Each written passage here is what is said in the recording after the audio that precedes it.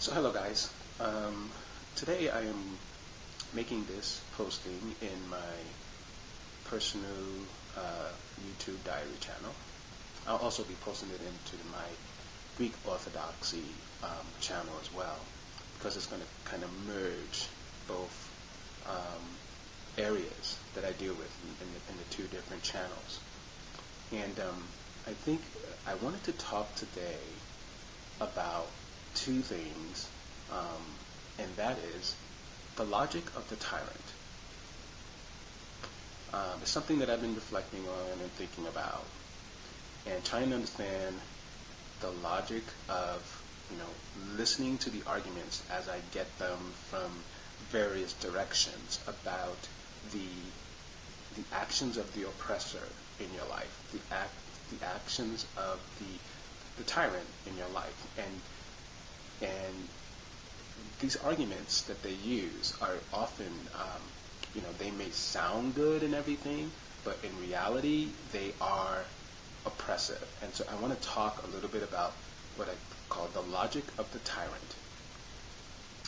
And juxtaposed to that, because this is the Lord's Day, I wanted to talk about that idea versus what I would call the Orthodox Jesus idea, the Orthodox Christianity idea.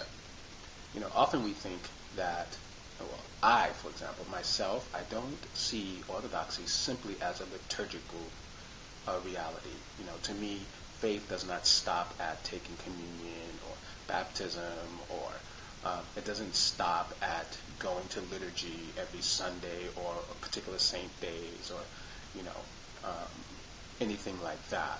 It's more than that. It goes and it affects the rest of your life, how you live your life on a daily basis. People like to make, for me, for example, I don't see it as there's a separation totally between the secular and the religious, or the secular and the metaphysical, or the secular and the spiritual. To me, all of life is one whole thing. I agree with the Stoics. It's one whole thing. And it's one whole thing from a creator. Or it's one, it's like, I don't see it as, you could be, a materialist would have to say it's the whole show.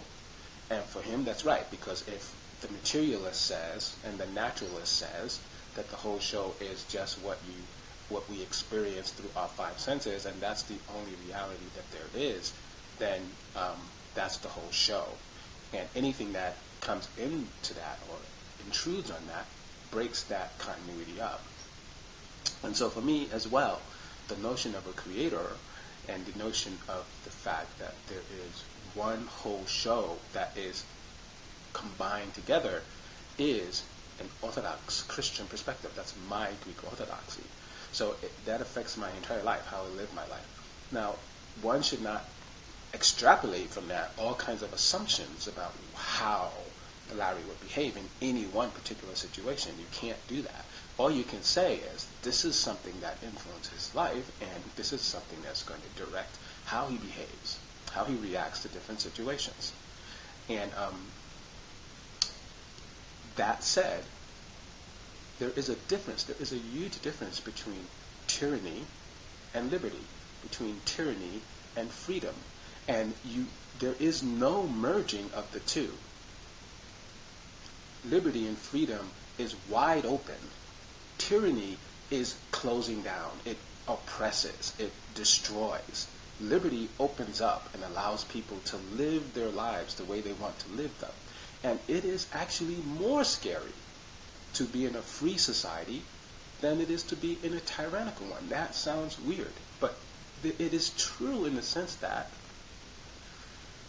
when you let people be free, you can't control what they're going to do. You cannot preempt what they're going to do. You can't engage in, quote, preventive techniques to try to stop them from being free.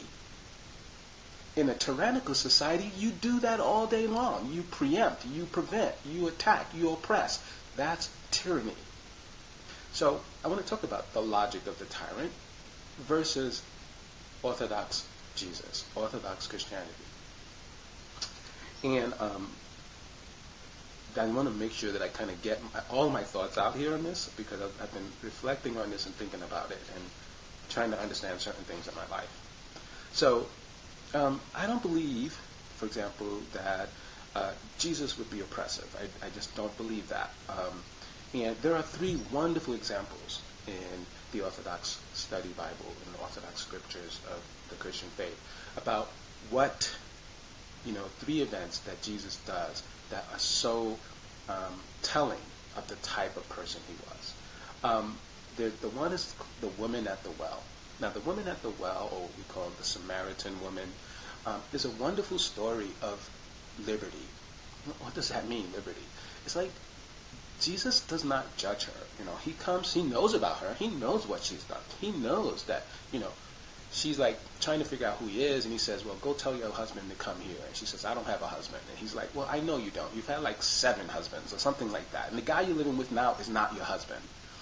And he doesn't say that in a judgmental way. He's like saying, I know who you are. I know what your life is like. Okay? And then he says, but you know what? I care for you, and I want you to be the best person you can be. But I'm not going to oppress you. I'm not going to be a tyrant. I'm not going to make really bad judgments about you. I'm just going to say, look, I know who you are. I know what you've been doing. Okay? But so here he goes, now, she's like, wow, you're so amazing. And she runs off and she goes to tell the town, look, he told me everything I ever did. Well, all right, that's just someone who says, look, I'm more about love than about being a tyrant. I'm not trying to control you. I'm not trying to oppress you. I'm not trying to take away your liberty. I'm just saying there's a better way.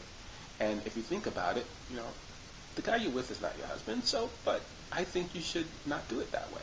But you're free. You're a free person. You have free will. Okay? Then the same, there's another story where in this situation, these tyrannical people get hold of this woman who they catch in the act of adultery, and they bring her to Jesus. And Jesus is like, oh, wait a minute.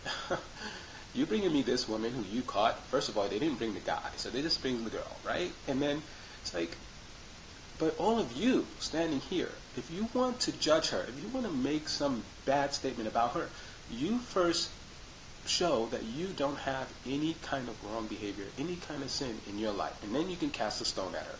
Then you can drag her before me and drop her down here. Of course, they can't do it. We all know the story, right?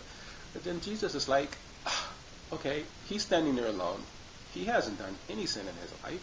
He's totally perfect. He can completely make any judgments he wants. But he doesn't. He just says, I don't condemn you. Don't sin no more.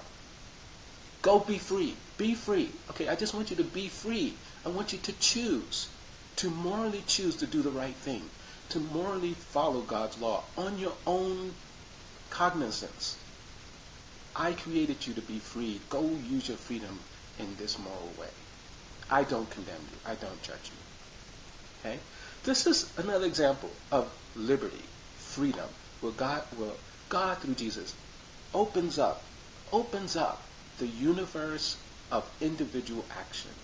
Not oppressive, not bearing down on people, not trying to control them, gives them the liberty to choose. Of course. Then there's the example of the woman with the alabaster oil. Now, we always look at that in terms of reflecting back on Judas, but actually, this is a wonderful story of Jesus saying, you know what? Yeah, she broke the alabaster oil. It was really expensive. It was expensive. All of the disciples complained that, this could have been sold and given to the poor or whatever. But he said, leave her alone. She's done this for my burial. Okay? He's just going to judge why she does this. She's not going to say, this is why you should do it or not do it. This is her choice to show love in this way. And I'm not going to preempt her in showing love in this way. And that's freedom. That's freedom. So those are 3 quick examples of, the Orthodox Jesus on how he behaves. Opening up the universe to human individuality. That's what he does. And it's the same thing. I mean, we can go back to what you would call the mythical story of the Garden of Eden, or the real story of the Garden of Eden, whatever your perspective. But if you look at the metaphysical intellectual and moral context of that story, what it says is that God created free individuals to choose.